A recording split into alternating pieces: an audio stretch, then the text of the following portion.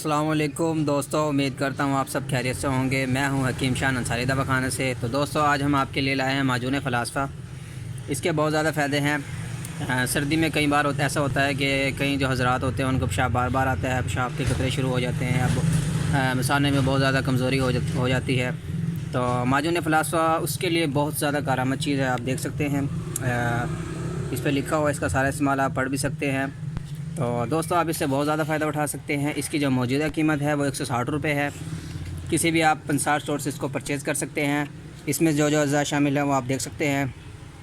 तो दोस्तों, ये बहुत अच्छी चीज़ है माजून फ़लास्फ़ा। मैं इसको आपको इस्तेमाल भी बता देता हूँ कैसे इस्तेमाल करना है। आपने ये रात के टाइम आधी चम्मच नीम गर्म दूध के साथ लेनी है और ये आपको इंशाल्लाह इससे बहुत ज़्यादा फ़ायदा होगा।